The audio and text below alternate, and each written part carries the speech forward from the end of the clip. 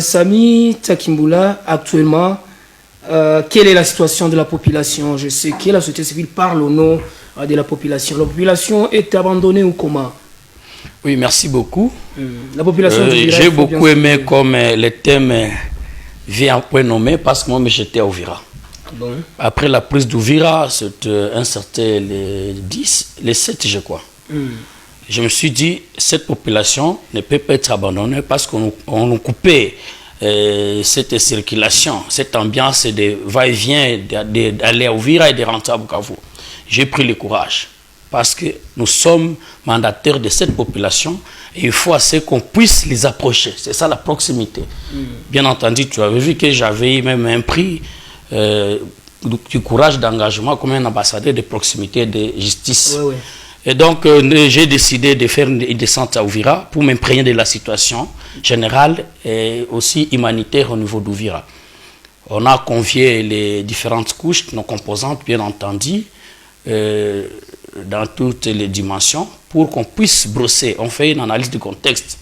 Mais qu'à l'issue de nos échanges en état à Uvira, parce que j'ai descendu les 16 jusqu'au 18, ma mission a été censurée par un point de presse, donc j'ai inséré ces retraits de M23 à Uvira. Témoin vivant, j'étais à Uvira, j'ai vécu. Parce que c'était devant le bureau de la mairie d'Uvira, où il y avait des journalistes, plein de journalistes vraiment, qui étaient en train de filmer cet événement du retrait des éléments de M23. J'avais vu parce que nous étions dans un véhicule, on avait coupé la circulation et nous sommes retrouvés dans l'endroit où on ne pouvait ni rentrer ni avancer. Et donc on était resté stationné là-bas. On avait vu plein de véhicules, beaucoup de militaires, chacun avec ses munitions, et c'était vers 20h si je ne m'abuse pas. Et donc j'avais vu moi comment est-ce que la grande partie de ces éléments d'M23 était en train de partir, je ne sais pas où, si c'est vers Bukavu, si c'est vers Goma, si c'est où. Moi, au moins, j'avais vu. Et pendant ce temps, quelle était la réaction de la population? C'est ce que moi, c'est là où je vais maintenant. Parce que tout ce qu'on est en train de parler, ça revient pour l'intérêt d'abord de la population. C'est nous les souverains primaires. C'est nous les gagnés petits. Et donc, nous devons savoir où est notre intérêt, nous, comme population. Après cela, le lendemain matin, le 18, j'ai dit, je dois faire un point de presse pour censurer ma mission et je dois aussi bosser cette question. Parce que j'ai tenté d'appeler quelques personnalités des M23 pour leur dire. Maintenant, moi, je suis victime. Et si je suis arrivé ici, la population me pose plusieurs questions. La première des questions, la population me demande, après les retraits des M23, est-ce que c'est les Ouazalendo qui vont rentrer encore à Uvira? Moi, je ne pensais pas, je ne trouvais pas de réponse. Heureusement qu'il y a un représentant valable ici des M23, notre frère Dani, qui a répondu, qui a dit, c'est eux qui contrôlent partout. Pour moi, je répondrai aussi cela maintenant, parce que je n'avais pas de réponse à donner. On me posé aussi d'autres questions. Est-ce que c'est les FARDC ou les forces burundaises qui vont regagner encore l'entité? Là, je n'avais pas aussi de réponse. La réponse revient à ceux qui gèrent l'entité. Mais ce qui étonnait beaucoup plus la population, de se demander à quand aussi cette force viendra. Parce qu'on parle d'une force naître. Cette force naître, elle va venir sous quel accord? Parce que jusqu'à aujourd'hui, on n'a pas encore eu des accords. On n'a pas vu un accord qui définit qu'il y aura une force naître. Est-ce que c'est le retour encore de la MONUSCO? Malgré que le mandat de la MONUSCO est en train de se finir ici au Sud Kivu. Est-ce que c'est une force de SADC? Est-ce que c'est on ne sait pas. Et c'est quel pays qui viendra? Donc les gens sont en train de tâtonner. Et là, on met une grande confusion à la population qui mérite avoir un traitement décent. Nous sommes en train de nous poser aussi la question. Bon, une fois les M23 sortaient, on ne refuse pas, ce sont les accords de principe des Doha. Ils doivent respecter les cessez-le-feu. Personne ne peut violer. À moins que je me trompe, quand il faut les accords au niveau des Doha là-bas, même aux États-Unis, quand j'ai vu les accords des États-Unis, j'ai vu les M23 avait écrit, ils avaient dit que nous, ce qu'il est en train de faire avec les Rwandais, ça ne nous concerne pas nous. Nous comme M23. Bon, mais quand je les vois tous à Doha, Donc ça les concerne. Alors c'est un accord de principe. Chacun des partis doit respecter cela. C'est pourquoi j'ai vu moi-même comment l'M23, une grande partie. Je ne suis pas témoin vivant de dire que tous ont laissé la vie. Une grande partie, j'ai vu abandonner la vie. Je me suis même croisé avec quelques-uns, avec au niveau des Runingu, les officiers des cadres. J'ai arrêté le véhicule pour les saluer. Et ils m'ont dit, nous limitons d'abord ici, pour éviter de rester à Uvira, il y a une pression internationale. Moi, j'ai dit, donc c'est la pression internationale que vous respectez, vous ne respectez pas sinon la population. Sinon la population, vous disiez, moi j'étais parmi les premières personnes à demander un dialogue pour qu'on échange, qu'on se dise des choses en face. Une semaine après, quand j'ai demandé ça, on m'a taxé de quelqu'un qui est en train de démoraliser les forces loyalistes et les FARDC. Une semaine après, j'ai vu une équipe apparaître, c'est la Senko. Ils ont repris les mêmes questions. Ils ont dit non, nous devons vraiment réfléchir comment on va les échanges, les dialogues. Là, j'avais déjà raison. Pareil aussi, quand moi j'avais signé la lettre ici à Bukavu, de dire, en tout cas, si vous, les forces loyalistes, les FARDC, vous n'avez pas de force d'engager les affrontements avec les M23, d'autant mieux, évitez-nous les bains de sang dans les agglomérations. C'est pas seulement à Bukavu, j'avais dit dans les agglomérations. Et c'est comme ça que tu avais vu Calais, Katana, Kavumu, Mudaka, Bukavu, et même à Kamanyola et à Nyangezi. C'est comme ça que tu avais vu. Il n'y avait pas de coups de balle. Et pour nous, ça nous a aidés. Quand je suis arrivé à Uvira, les gens m'ont demandé pardon. Ça, je vous dis, sur ce plateau, ils m'ont demandé pardon. Ils ont dit, nous, comme acteurs de la société civile, nous étions les premiers à t'injurier que tu as vendu la province. Mais comme nous avons vécu cet événement aussi, ici à Uvira, il n'y avait pas eu bain de sang. En tout cas, tu nous pardonnes. Moi, je dis, heureusement. Quand j'avais demandé les dialogues, les autres ont emboîté. Aujourd'hui, chacun tire maintenant les intérêts comme notre collègue Tahira a dit ici. Chacun trouve son intérêt de son côté. Maintenant, tantôt c'est les M23 qui demandent le dialogue, tantôt c'est le gouvernement, tantôt c'est l'opinion internationale, tantôt c'est l'opinion régionale. Et nous, la population, on ne se sent pas aisé. Nous étions premiers à dire, si c'est la cause noble, si c'est pour notre intérêt, nous tous, nous les Congolais, pourquoi ne pas parler? Pourquoi ne pas discuter? Si les causes profondes, pourquoi c'est chaque jour qu'il y a toujours un tour de guerre? Pourquoi? Qu'est-ce qui cloche? Qu'est-ce qu'on ne peut pas changer? Qu'est-ce qu'on ne peut pas faire pour que nous ayons une stabilité? Pour que nous ayons une paix durable? Mon frère, quand je vis les retraites du M23 à Uvira, je me suis tiqué, je me suis étonné, je me suis dit, mais cette population qui me parle avec détresse, je l'ai trouvé encore avec cette détresse. On ajoute encore autre. Parce qu'au moins, la population se sent très, très à l'aise. Quand elle sait qu'on peut circuler aisément, parce qu'il y a une force qui peut nous sécuriser. Si c'est les FARDC, l'entité où les FARDC contrôle avec les Wazalendo, si c'est là où la population se retrouve, qu'elle se sent à l'aise de circuler librement, ça zambage. Si c'est l'entité où nous sommes aujourd'hui à Bukavu, partout, qu'on laisse la chance de vivre aisément, de circuler librement.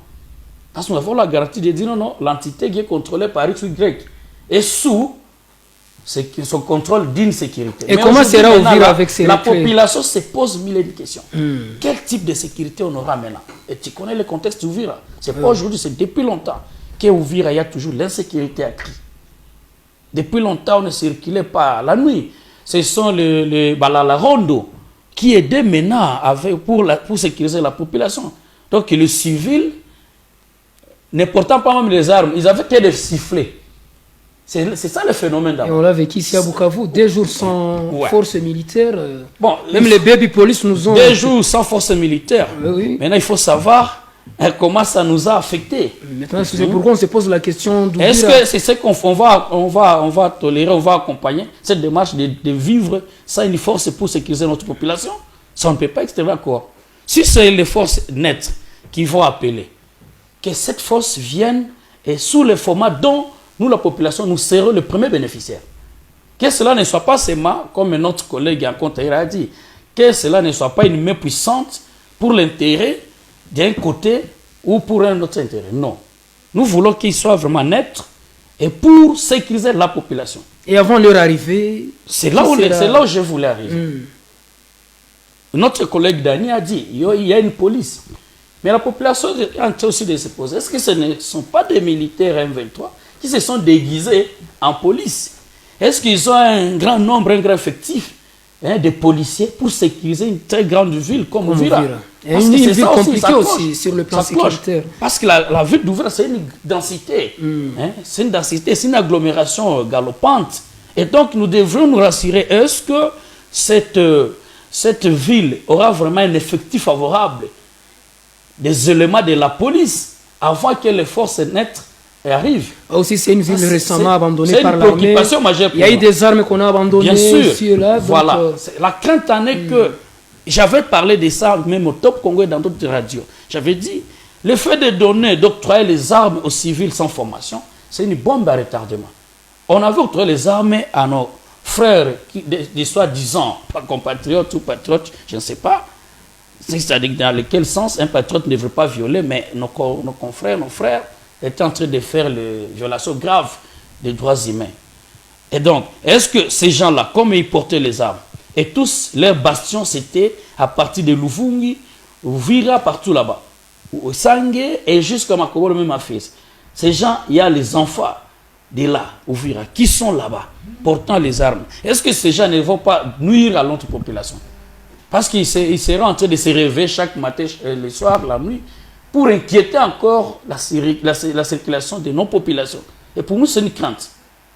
C'est une crainte. Est-ce que la police, là, comme j'avais aussi une crainte de Dieu, est-ce qu'ils ont l'effectif vraiment favorable pour sécuriser la population au niveau d'Uvira, cette police d'M23, en attendant que les forces nettes viennent? Aussi, autre question. Nous nous sommes posé la question de savoir. À Uvira, il y avait une mairie.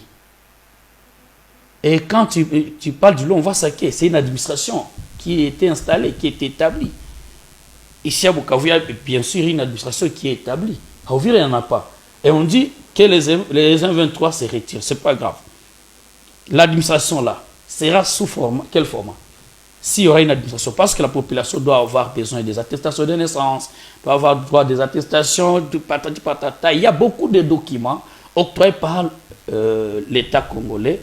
Et donc, nous devons avoir la chance aussi d'approcher l'administration. Il y a des taxes, bien sûr, qui devaient être payées aussi. Il y a des contribuables congolais engagés qui sont honnêtes et ils sont mobilisés pour aller contribuer, payer leurs taxes, payer leurs impôts. Maintenant, ils vont payer ça à qui? Quelle administration de référence? S'il y a une force... S'il y a une force nette. On se pose cette question. Est-ce que l'administration sous le format du M23? Est-ce une administration sous le format des FARDC ou du gouvernement, entre guillemets, qu'on peut dire? Là, c'est déjà une inquiétude. Est-ce que ce ne sera pas encore un autre conflit qu'on va installer? Si c'est le gouvernement qui va installer son administration, et le M23 dira que c'est nous qui avons occupé l'entité. Vous, on vous avait chassé ici. Par rapport de force peut-être. Ça sera un État indépendant. Est-ce que ça sera un autre État indépendant? Pour nous, c'est une crainte, franchement, cher Ibaïk, c'est une crainte, on se pose mille et une questions de savoir quel format que le gouvernement, tantôt les États-Unis, oui bien sûr, le Doha, quel format qu'ils vont installer pour qu'il y ait une administration soit aussi nette, je peux dire.